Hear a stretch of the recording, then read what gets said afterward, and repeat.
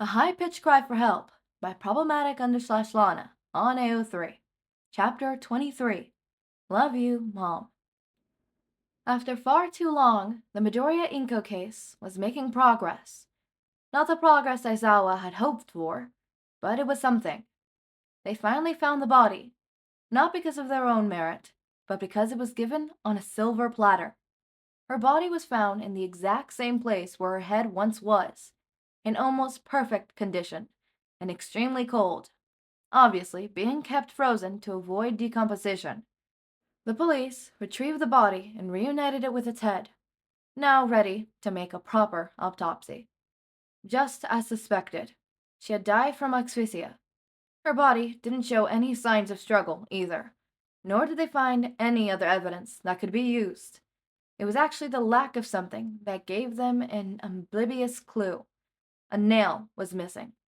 Just a single nail. The message was clear. Whatever they were looking into made the people who killed her uncomfortable. They were getting close to uncovering something, and decided to return the body to keep the attention away from whatever was going on behind the scenes. They were finally getting somewhere. But things got worse real fast. After the body was found, Mike came home late after a shift in the radio station to a nail, neatly pink nail, set on the welcome mat. He almost missed it, if it wasn't because it was on top of a white paper. No note, no threat, no nothing. Rightfully so, Mike freaked the fuck out.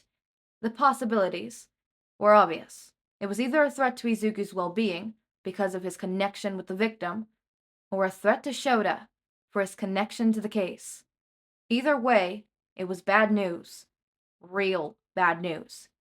Even worse, it was time to break the news to Izuku that his mother was gone.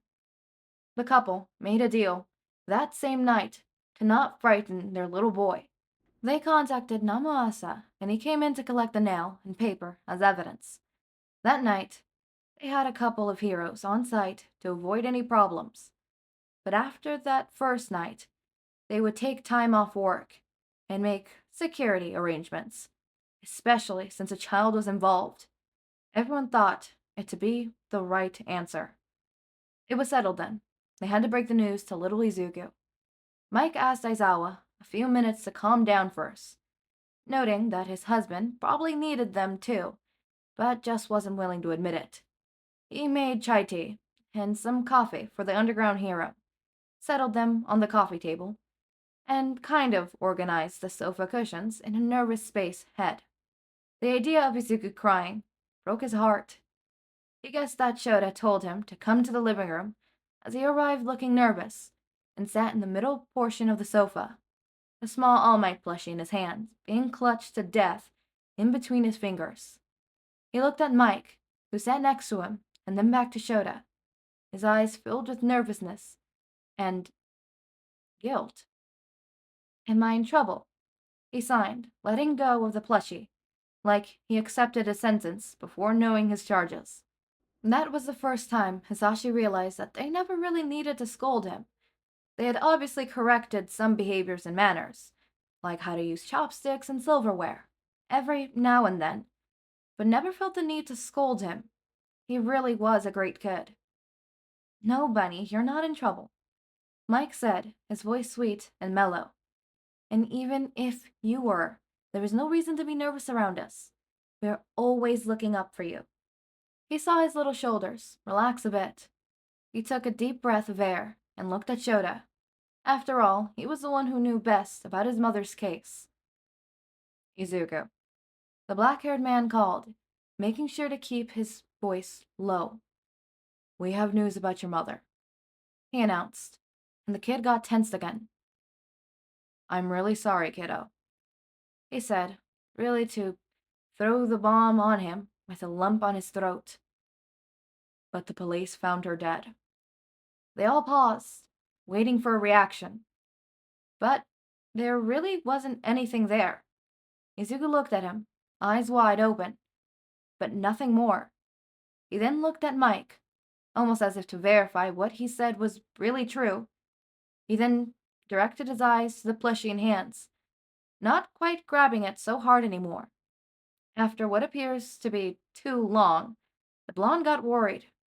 Knowing the kid had a history of dissociation, he looked at his husband, who was not looking any less worried, and proceeded to gently put a hand on his shoulder. It's okay to be sad or angry, little listener. That is, before he could say anything else, Izuku fingerspelled a name. Was Hisashi.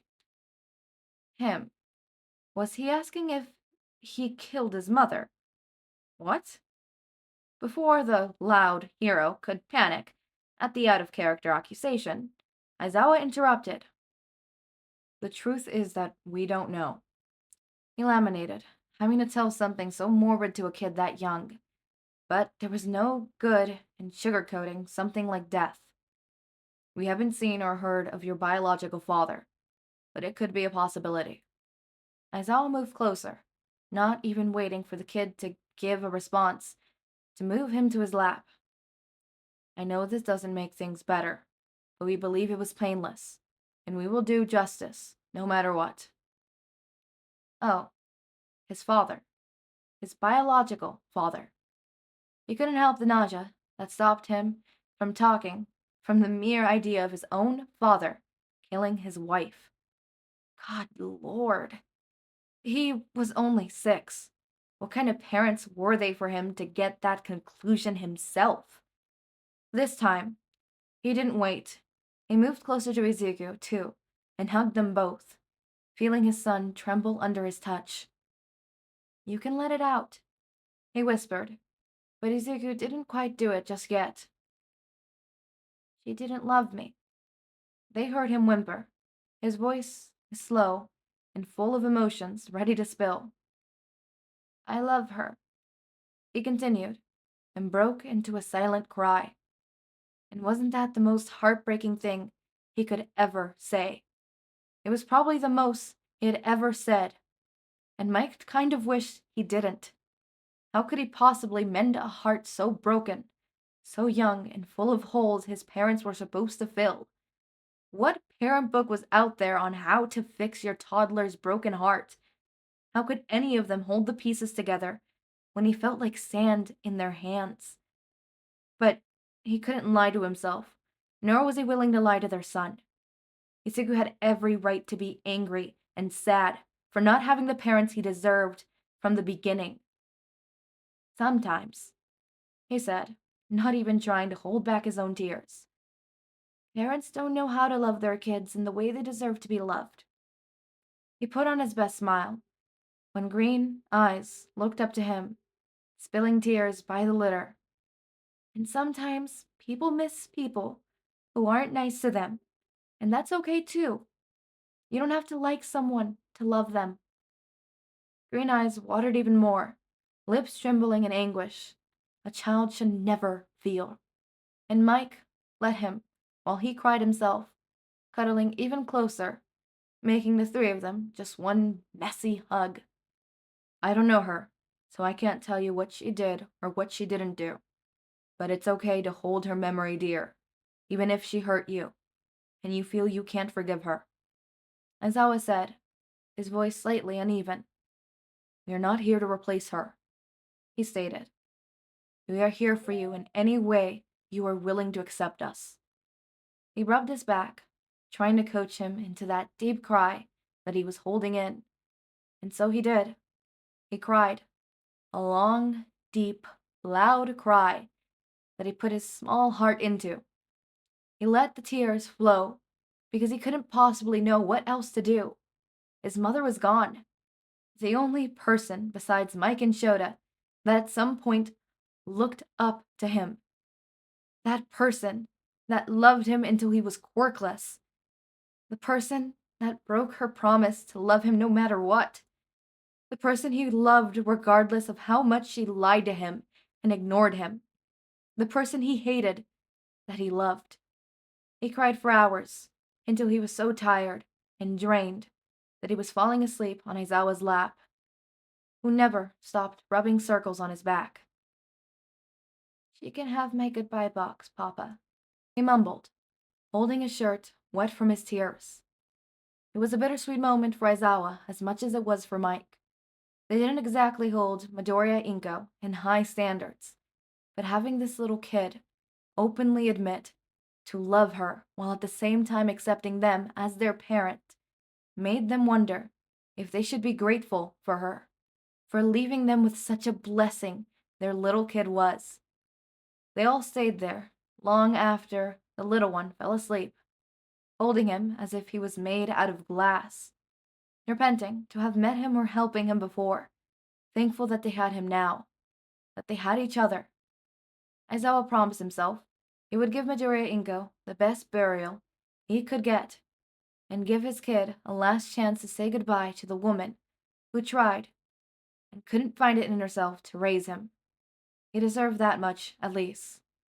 That, and a safe home to always come back to. They could give him that and so much more, and they would. This chapter has a very interesting, topic that I want to talk about, which is this, obviously Izuku's understanding that to a certain degree, his mother no longer loved him. His mother treated him bad. And he's probably confused because he's probably angry and he's probably sad, but he's also upset that his mother died. And, it's easy for someone who hasn't had to go through this. And I'm happy if you can't understand these type of emotions. This means that you haven't had a person who has wronged you so much that everyone around you is like, why do you still like them? Why do you still love them? Why do you still care for them? It makes no sense. And you inside think this as well, but emotions aren't so black and white. They aren't so yin and yang, I guess. I don't know. They aren't so clear and cut and concise. They aren't one-dimensional. It's very complex. I wish emotions were, just simple, basic, just hate, love, sadness, happiness. But no, it's not. You could feel sad and happy at the same time. It's a weird fucking emotion, which has its own name, bittersweet.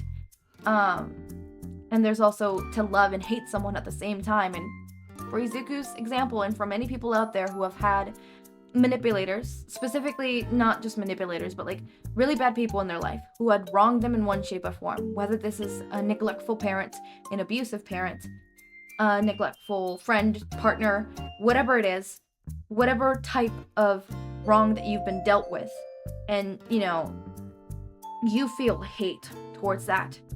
You feel hate towards this person. You feel no remorse towards this person, but at the same time, your heart aches because you love this person deep down inside, and it's hard to understand that.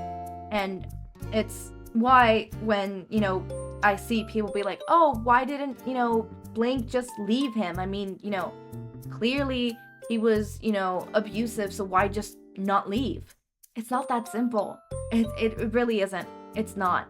You can't go from loving someone to absolutely hating their guts. And sometimes you'll never stop loving them. Sometimes it'll just lessen throughout the time, but it will still be there. Like for Izuku's case, as much as Inko wronged him, Izuku still cares about her. He said it himself. His mother didn't love him, but he loved her. And that made him upset because he understood that, this is a person who wronged him.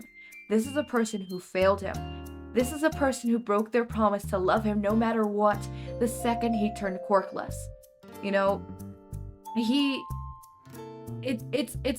It pains my heart because children having to go through such complex emotions shouldn't happen. They shouldn't have this specific one to love and hate someone at the same time. And, it's why it infuriates me when people are like, why didn't you just leave? It's not that simple. One, it, could be financially. Two, it could be this. The person still loves that person. And it's hard to accept that someone you love, someone you trusted, was a shitty person. It's hard to digest that. And even when you truly digest that and you think, okay, this person wronged me, it's hard to fully digest it.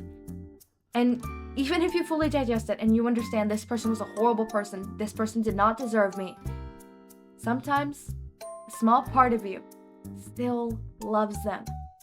And you might feel weird about this because you're like, I shouldn't love this person. I don't understand why. Why do I still care? Why? Why would I cry if they die? Why should I care? They wronged me. I hate them. Why do I still love them?